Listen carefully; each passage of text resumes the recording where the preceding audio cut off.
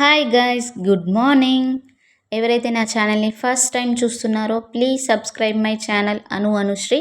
ఇదైతే Sunday morning blog అండి. First అయితే బ్రషింగ్ అయిపోయాక ఒక ½ వార్మప్ చేస్తాను అండ్ మెడిటేషన్ కూడా డైలీ కంపల్సరీ చేస్తాను, ఐదర్ మార్నింగ్ ఆర్ ఈవినింగ్. నా పాసిబిలిటీని బట్టి మన డైలీ లైఫ్లో ఎక్సర్సైజ్ అనేది కంపల్సరీ ఇంక్లూడ్ చేసుకోవాలి. ఎక్సర్సైజ్ అనగానే చాలామంది నేను సన్నగానే ఉన్నాను నాకెందుకులే అంటుంటారు. బట్ ప్రతి ఒక్కరు కూడా కంపల్సరీ చిన్న చిన్న ఎక్సర్సైజెస్ అయినా చేస్తూ ఉండాలి. దానితో పాటు ప్రాపర్ డైట్ కూడా తీసుకోవాలి. డైట్ అనగానే వామ్మో డైటా అంటుంటాము.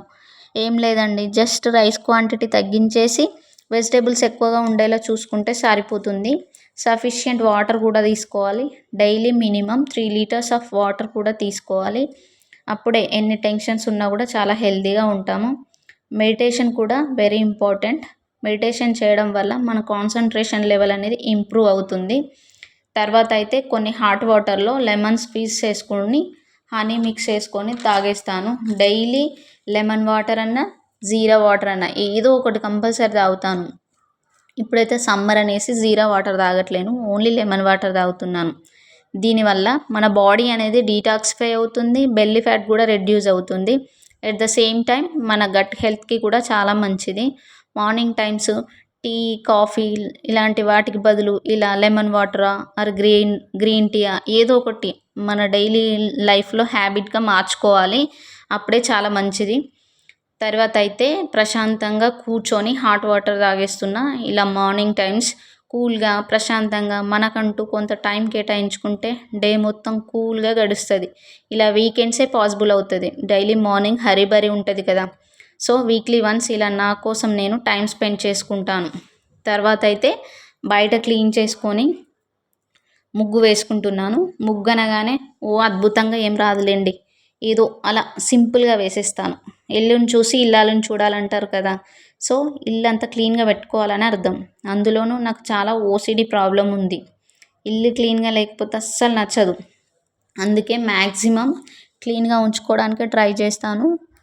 అప్పుడే ఇంట్లో పాజిటివిటీ అనేది కూడా ఉంటుంది.